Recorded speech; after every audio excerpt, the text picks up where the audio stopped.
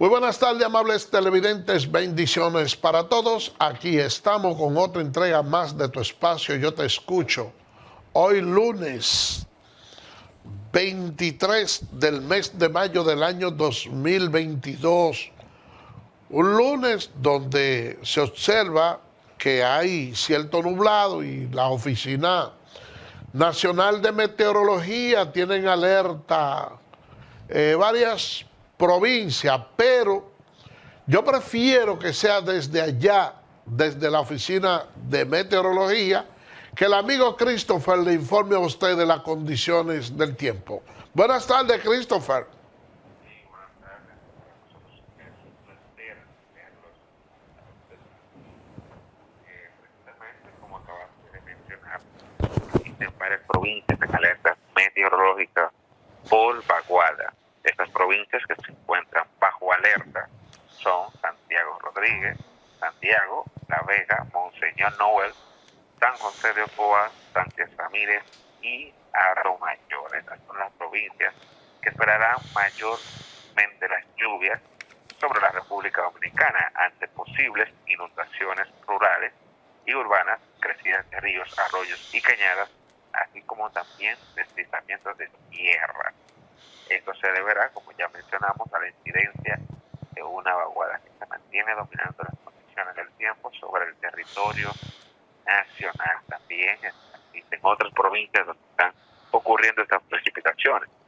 En Monte Plata, en la parte norte también de Dajabón y en las cercanías ya lo que es la frontera entre Espaillat y Puerto Plata también tenemos estas precipitaciones. Cabe mencionar que para el suroeste del país estas precipitaciones no tienen presencia, por lo cual hacia esas localidades predomina un cielo mayormente soleado. Aquí en el Gran Santo Domingo se esperan lluvias aisladas y pasajeras, a la vez también tornadas aisladas. Es lo que corresponde al Gran Santo Domingo.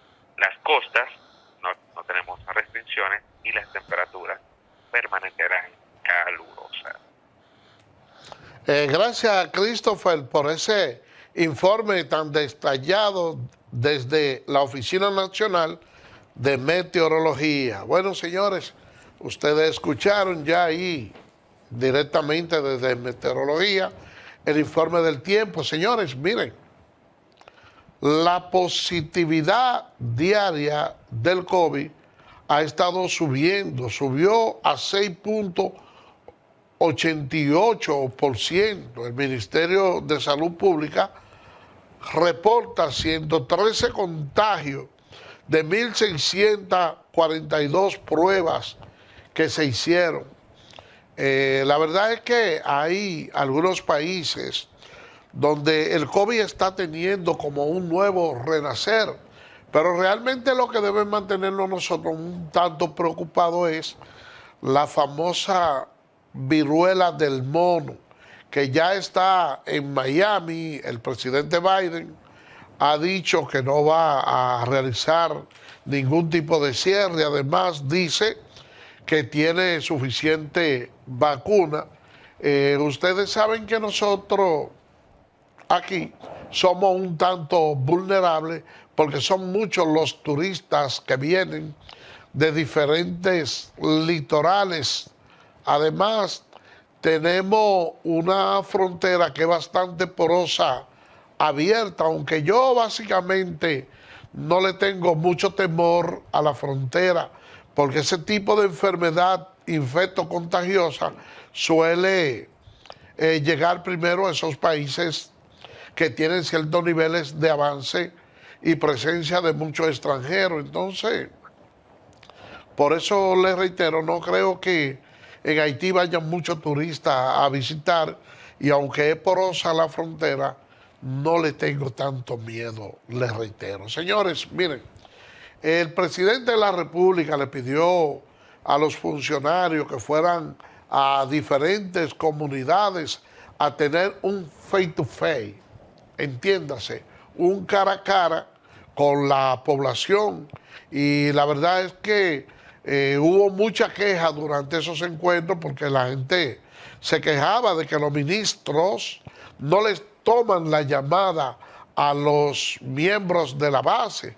Es decir, que tanto el Torito como Ginés Bulnigal cargaron con la razón cuando se quejaban justamente de eso, de que quieren que esos funcionarios por lo menos tengan un mayor acercamiento con la base. Ustedes saben que estamos en el año 2022 y justamente se está yendo el mes de mayo. O sea, que ya sobrepasamos o estamos llegando justamente a los 2 años para las elecciones, porque antes eran 16 de mayo cada 4 años, pero ahora es el tercer domingo del mes de mayo.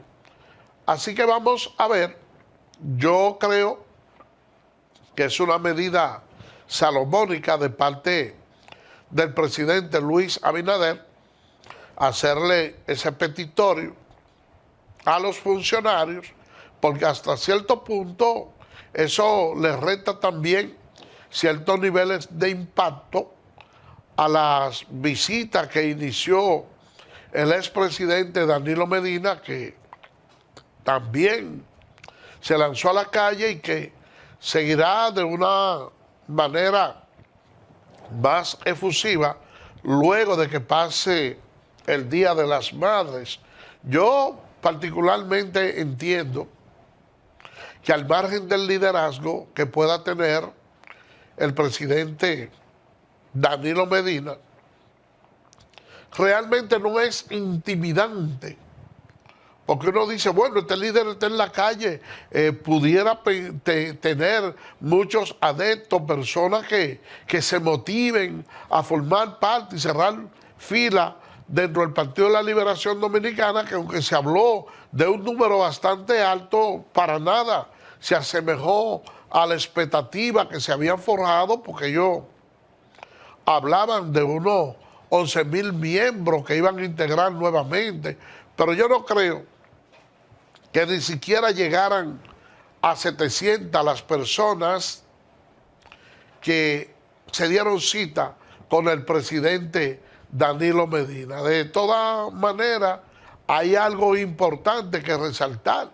Y yo me imagino en esos eventos, cuando haya ciertos comunicadores que entonces comiencen a preguntarle, a cuestionarle acerca de cuáles son los esfuerzos que su partido y él a modo personal estaría haciendo por algunas de las personas que están sometidas por los actos de corrupción, de aquellos actos que se perpetuaron durante su periodo de gobierno. ¿Cuál sería la respuesta? Señores, vamos a hacer la primera pausa y regresamos en breve.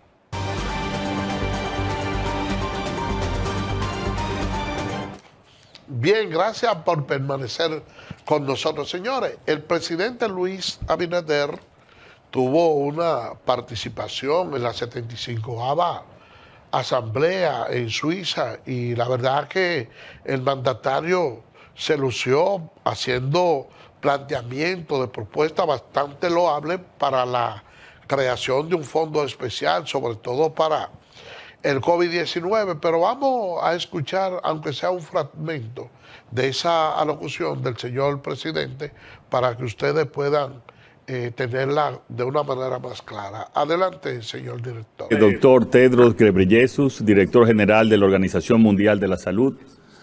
Honorable señora Dasho Dechen Uagmo, presidente de la 74ª Asamblea Mundial de la Salud. Excelentísimos señores jefes de Estado y de Gobierno y vicepresidentes aquí presentes y que nos acompañan también de manera virtual. Honorables señores jefes de delegaciones de los Estados miembros de esta organización. Señoras y señores, es para mí un auténtico honor dirigirme a esta honorable asamblea en nombre del pueblo dominicano, tanto para felicitar sus esfuerzos en esta época de dificultades, como para invitarla a continuar su trabajo en favor de soluciones universales. Quiero agradecer a la Organización Mundial de la Salud y especialmente a su director, el doctor Ghebreyesus, por su invitación para compartir con ustedes nuestra experiencia enfrentando la pandemia, así como también por su reconocimiento de liderazgo de nuestro país en la lucha contra el COVID-19. Cuando todavía persiste la pandemia causada por el COVID-19 y ahora que una horrible acción de guerra altera la paz mundial, celebramos que esta asamblea tenga lugar bajo la iniciativa que el director general ha bautizado como Paz para la Salud y Salud para la Paz. Tras 2 años de una pandemia que ha puesto a prueba a la humanidad y a todas las instituciones, esta reunión constituye una oportunidad histórica para fortalecer la arquitectura universal de la seguridad en salud. Las víctimas cobradas por esta enfermedad se cuentan por millones, dejan de tener identidad y se convierten en una estadística. Sin embargo, las historias de pérdidas humanas nunca podremos olvidarlas.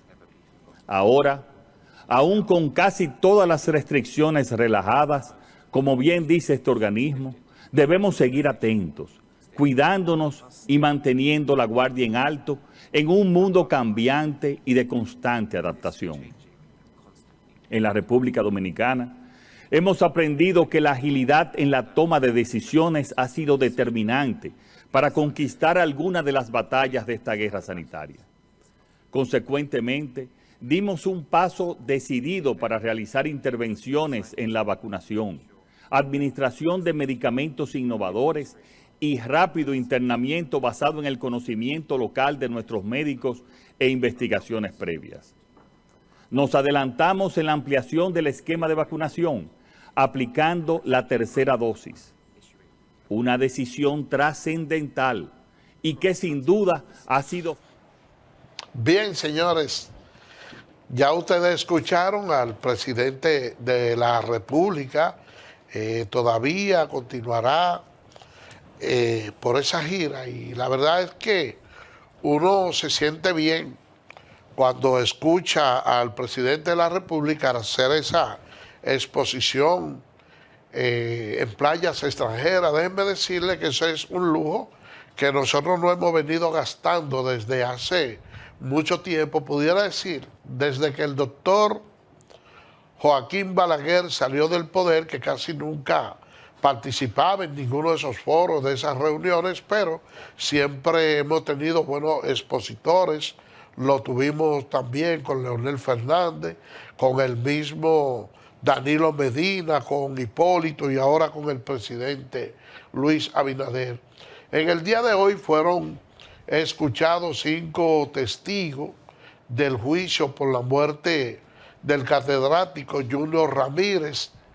El Ministerio Público se propone escuchar 55 testigos. Manuel Rivas está acusado de corrupción en ese caso, donde también se ventila el asesinato de Junior Ramírez, pero como ustedes sabrán, con relación a ese proceso, la forma en que lo manejó el Ministerio Público de aquel entonces fue bastante cuestionada porque siempre se entendió que dentro de la Procuradora Fiscal y el señor Manuel Rivas ha habido cierto lazo de amistad y al margen de si puede ser cierto o no, siempre ha sido cuestionado.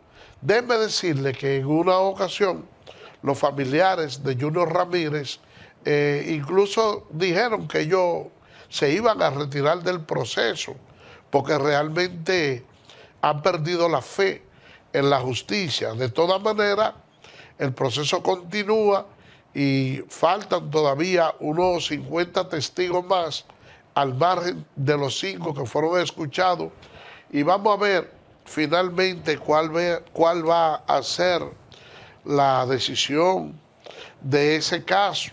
Ustedes saben que Junior Ramírez había hecho en su condición de comunicador una serie de denuncias que algunos lo interpretaban como chantaje, Y a propósito de la muerte de Junior Ramírez, y a propósito de las declaraciones que en su condición de comunicador él daba, déjeme decirle en una nota al margen que el Senado aprobó en segunda lectura una pieza en la cual los comunicadores sociales, los periodistas, al momento de emitir su juicio, pudieran ser sometidos por la vía penal y se le pudiera imponer ciertas sanciones cuando emitan algunas imágenes y algunos juicios sin tener previamente el consentimiento de aquella persona sobre las cuales se está presentando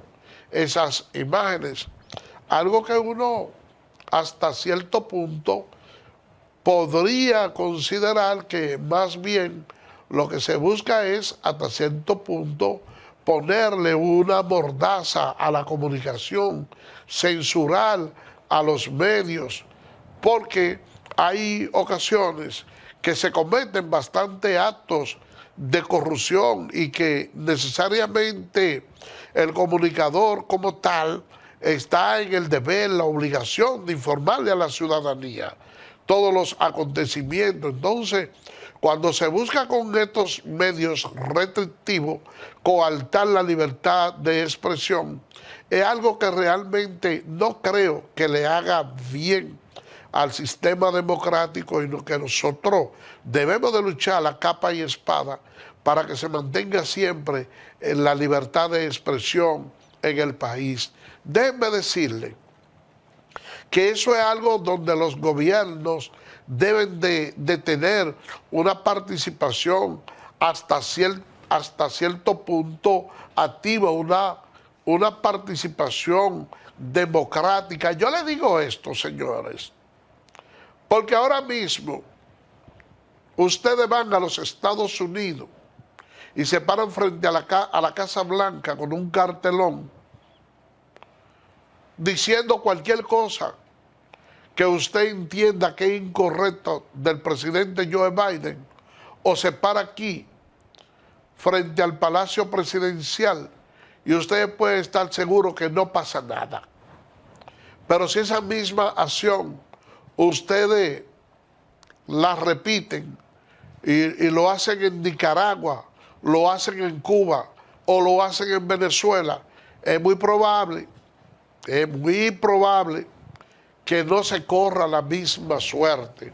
Entonces, ¿qué es lo que está buscando el mundo?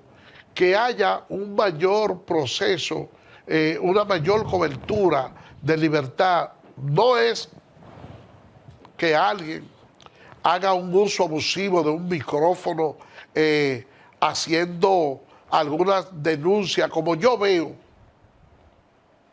que hacen unos comunicadores que viven fuera del país, que hacen acusaciones alegres, que destruyen morales, muchas veces sin fundamento alguno, distorsionan imágenes y dicen cosas que no se corresponden con la realidad y que uno tenga que aplaudir ese tipo de cosas. No es a eso a que yo me refiero.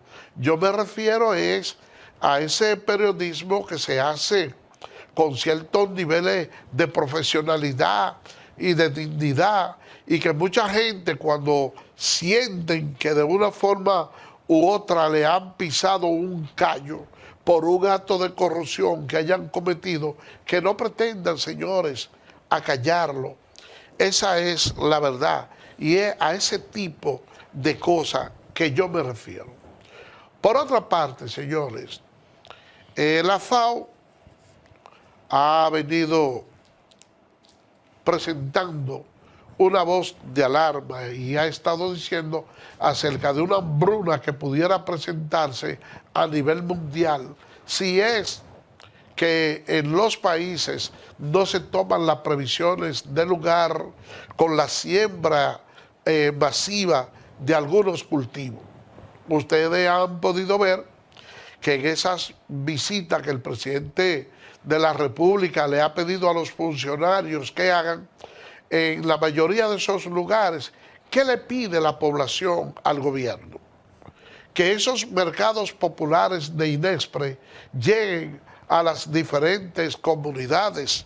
Y la verdad es que yo pudiera decirle lo siguiente. Ahora mismo hay una cantidad de 21 millones de unidades de huevo vendiéndolo a 3 pesos en esos camiones de Inespre. La verdad es que, aunque se trata de una medida que es pasajera, por lo menos constituye hasta cierto punto un paliativo para algunos sectores carenciados que han estado comprando ese artículo con cierto incremento que hasta duplica ese precio y quién sabe si más.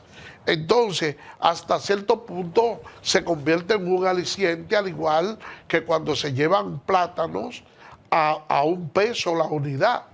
El consumo de plátano ronda alrededor de las 7 millones de unidades diarias en el país, y hasta cierto punto eso es un paliativo. Yo no creo que en ningún país del mundo se consuma más plátano que en la República Dominicana. Nosotros por eso somos famosos. Ustedes veían los peloteros en la Serie Mundial, el famoso Plátano Power, porque los bateadores dominicanos, que son bastante recios, entonces se le indilga que tienen un gran consumo de plátano. Ustedes vieron cómo este lanzador Ronnie Paulino, al momento de que terminaba de lanzar, él tenía un plátano alrededor del montículo y lo presentaba en la Serie Mundial. Y la verdad es que eso se hizo célebre. Y es cierto que hay una carestía en los precios de consumo masivo que no solo se refleja en la República Dominicana, sino a nivel mundial, porque este problema de Rusia y Ucrania ha estado provocando ciertos niveles de hambruna. Ustedes saben también que tuvimos una paralización por lo que es el tema del COVID-19, que algunos países dejaron de producir. Ahora mismo también tenemos problemas porque en China hay una serie de contenedores que han estado varados y han tenido problemas para que esos furgones puedan salir a distribuir alimentos por los diferentes países del mundo. Y la verdad es que esa alerta que hace la FAO debe de servirle de espejo no solo a nuestro presidente, sino a todos los presidentes del mundo. Cabe destacar, dentro de otras cosas, que la República Dominicana en este momento, a pesar de que hay muchos problemas en el mundo de desabastecimiento, pero por lo menos nosotros tenemos el privilegio de que aquí no hay desabastecimiento. Además, la medida adoptada por el Poder Ejecutivo de introducir unos 67 artículos de consumo masivo con tasa cero para ser inyectado en el país es algo que va a ayudar bastante. A veces uno se queda escuchando y ve que en términos políticos algunos partidos de la oposición han criticado la medida, han dicho que incluso eso afecta a la producción nacional, pero déjenme decirle que mientras dicen eso por un lado, también critican la inflación y los altos precios que experimentan algunos artículos de primera necesidad, entre ellos, señores, el aceite comestible. Hay cierto incremento y yo creo que el Estado Dominicano debe ser el garante de que en el país haya abundancia de todos esos productos, pero que también haya una producción. Yo creo que ciertamente se pudiera ir concatenando esas cosas, la importación y la siembra, para evitar, señores, como le digo, el desabastecimiento. Pero otro dato que le voy a dar es el siguiente, que mucha gente ha estado creyendo que eso va a afectar a la economía dominicana, y yo le voy a decir algo. A nivel internacional, el precio que mantienen los artículos de primera necesidad, no crean ustedes que va a ser un negocio para esos importadores, porque la verdad es que los precios están bastante altos, porque realmente lo que es esos acarreos, esos transportes, esa producción se encuentra bastante diezmada en el mundo entero. Cambiando de tema, señores, hoy el ministro Antonio Almonte, ministro de Energía y Minas, ha anunciado al país de que pudieran cesar los apagones y que se ha estado trabajando de una manera bastante intensa para ir aumentando la matrícula energética, y se ha tenido que recurrir a una serie de fuentes, señores. Miren que la verdad es que nosotros necesitamos hacerle la inyección a todo ese sistema. Nosotros vivimos en un país tropical, un país envidiable, porque nosotros tenemos mucho sol. Yo pienso que nosotros pudiéramos estar aprovechando esas energías con esos paneles solares, que teniendo un privilegio tan grande como ese, debemos aprovecharlo, al igual que la energía eólica. Entonces, señores, ¿por qué no hacer uso de ese tipo de reservas sin tener que estar recurriendo al carbón, a esos combustibles? Yo creo, señores, que cuando nosotros pensemos bien en el futuro nuestro y cómo vamos a manejar nuestra economía, pudiéramos estar haciendo uso de todos esos recursos naturales que quisieran muchos países poder contar con esa reserva, con esos recursos naturales que nosotros tenemos aquí y que mal aprovechamos. Muchas veces,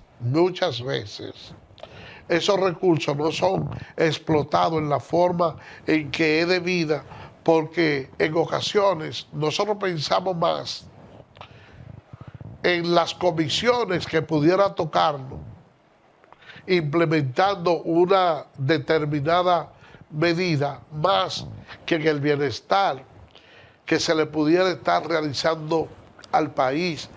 Nosotros vemos que aquí, dentro de otro tema, uno oye hablar del ministerio y se pone a ver esa dependencia de compras y contrataciones, y uno ve que cada institución aquí en la República Dominicana somete su licitación y compran en ocasiones algunos artículos que son similares a lo que se compran en otra dependencia. Por ponerle un ejemplo, en todos los ministerios del Estado hay computadoras,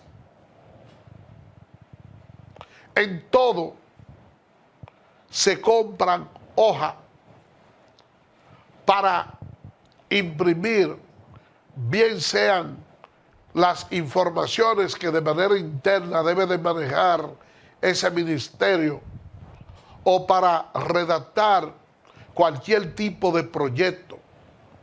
Lo mismo ocurre en el sistema judicial, que yo diría que es donde más documentos se imprimen, el Ministerio de Educación. ¿Y por qué nosotros, para plantear esta propuesta, por qué las instituciones todas, el gobierno no tiene un control, el nudo control de esos materiales gastables. Y nosotros decimos, por ejemplo, el Ministerio de Educación compra tantas hojas para la impresión de documentos. La Suprema Corte de Justicia, la Procuraduría compran tan cantidad. Entonces, que sea el Ministerio de Compra y Contrataciones que se encargue de comprar todo ese material gastable que utilizan los diferentes ministerios, y que sea a través de ese departamento donde se haga la distribución de esos materiales, que utilicemos impresora de tinta corrida y que nosotros estemos distribuyendo en cada ministerio todo eso. Ustedes se imaginan la cantidad de dinero, la cantidad de millones que se ahorraría el Estado Dominicano por ese concepto, centralizando la distribución de todos esos artículos. Pero no, porque cuando aquí nombran a alguien en un ministerio, usted se da cuenta si ese ministro está en mala con el gobierno o no. Yo escuché a una persona a la cual quiero mucho hablarme de un cargo que se le otorgó en este gobierno a un amigo en común, y él me decía: mira, yo no entiendo si fulano hizo un trabajo tan encomiable en la cartera, en la campaña, ¿por qué lo nombran en un lugar donde apenas hay un presupuesto de tanto? Oye, lo nombran en un lugar donde hay poco presupuesto. Y yo en mi interior me quedo pensando y digo, pero ven acá, el hecho de que el presidente nombre a alguien en un lugar donde el presupuesto no sea tan alto, significa que él está en mala con el presidente. Porque aquí los ministros, aquí los políticos, les gustan los lugares donde se manejan millones con la lógica de que si por mis manos pasan tantos millones, algo se me queda en las uñas. Y no debe ser así. Yo pienso que hay que activar los mecanismos de controles. Yo sé que usted, amigo televidente,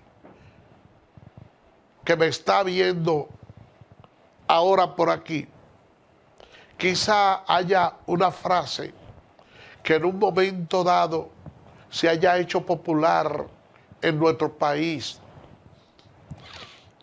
que es la que dice: mira, ese funcionario fue un pendejo, y discúlpenme la expresión, fue un pendejo, porque ese estuvo en un lugar donde había mucho dinero para que se hiciera rico y salió con las manos peladas.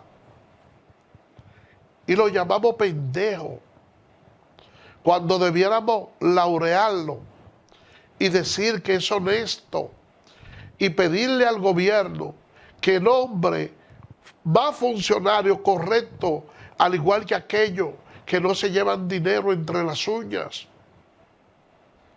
Pero nosotros aquí lo llamamos pendejo, porque la verdad es que la corrupción la tenemos entre los tuétanos, Y aunque haya la intención de los diferentes gobiernos de querer contrarrestar la corrupción, no es posible. Déjenme decirle algo. Ustedes saben, y yo lo creo que es así, cuando el expresidente Danilo Medina asumió la presidencia de la República en su primer gobierno, fue un presidente frugal. No le gustaba eso de viajar en primera clase. Él dijo, miren, por simple rumor público, yo voy a someter a los funcionarios y lo voy a exponer ahí, le voy a decir, mira, explica esto. Y en esos primeros 4 años del expresidente Danilo Medina, yo entiendo que no hubo mucho desastre, que no hubo mucha corrupción, pero ¿qué sucede? Que ya esos miembros del comité ejecutivo, del comité central y esa cúpula peledeísta que se acostumbró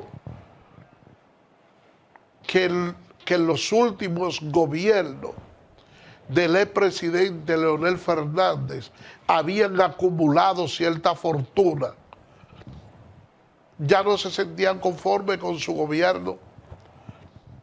Y aunque la población le tenía un aprecio bastante alto y una valoración al expresidente Danilo Medina, que dicho sea de paso ha sido el presidente que ha ganado con la mayor cantidad de votos,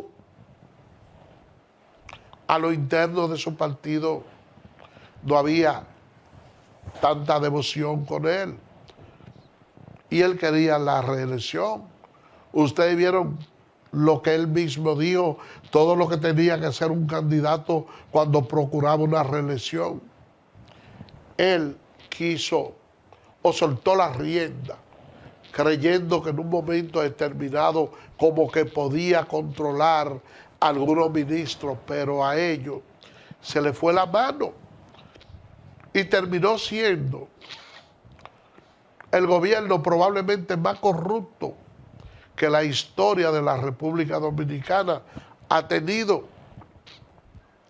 Ustedes no observaron que cuando el expresidente Leonel Fernández ocupó la presidencia de la República por primera vez,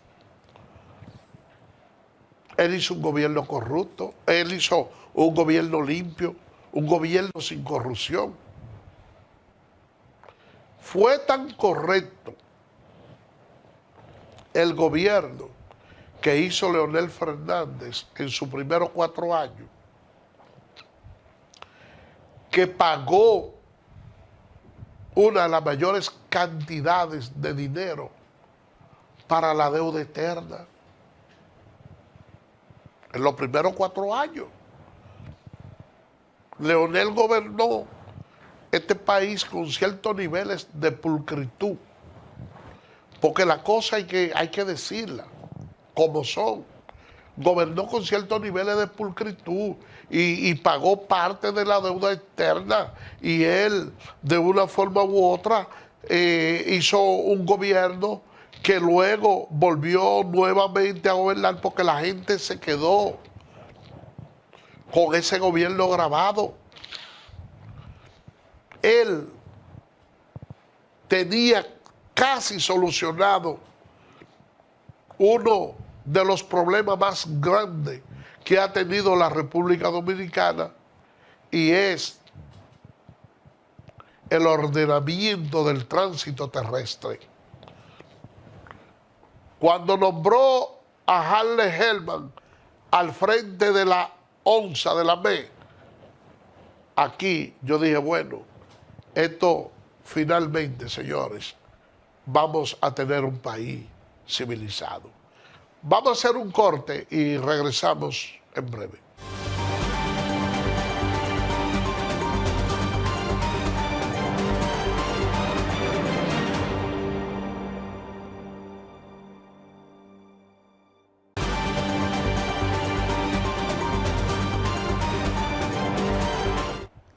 Bien, gracias por permanecer con nosotros. Miren, el expresidente Danilo Medina estuvo por ASO en un acto donde él dice que juramentaron 13,000 miembros, pero para mí, si habían 700 eran muchos, pero él dice que eran 13,000. Y la verdad que el exmandatario estaba muy exaltado, muy emotivo. Oigan lo que dice el expresidente Danilo Medina. Aquí dice que de unos 13,000 nuevos miembros del Partido de la Liberación Dominicana, del PLD. Entonces le dice que él le pide que no retroceda los 20 años y continúe, abro comillas, lo que está bien. No le pedimos que haga milagros, solo le pedimos que no nos haga retroceder, que no nos lleve 20 años atrás, que no nos lleve 20 años atrás, que continúe lo que está bien. Ese es un eslogan que él tenía dentro de su campaña y yo estoy plenamente de acuerdo.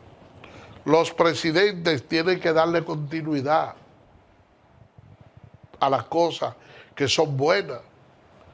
Ahora, con lo que yo no quisiera es que en este gobierno se retroceda. Hay que seguir adelante. Por eso yo estoy muy de acuerdo con que esos actos de corrupción hay que mantenerlo activo en la política, porque no podemos ir esos últimos 8 años de Danilo Medina.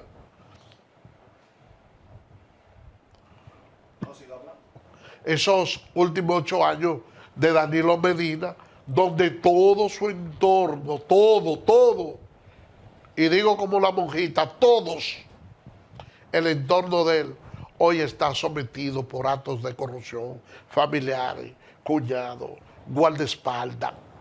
Señores, entonces, hay veces que para hacer política hay que tener cierto cuidado, porque pararse después de tanto descrédito en un podio a decir todas esas cosas, hay que ser bravo para eso. Yo felicito al expresidente Danilo Medina, porque yo pensando en que anteriormente, cuando él justamente estaba haciendo campaña para su gobierno, tenía alrededor a todos sus familiares, y ahora esa ausencia de esa persona debe ser algo que debe de entristecerlo. Señores, por el día de hoy hemos llegado al final. Será mañana, Dios mediante, cuando estaremos con otra entrega más de Tu Espacio Yo Te Escucho. Así que, bye bye.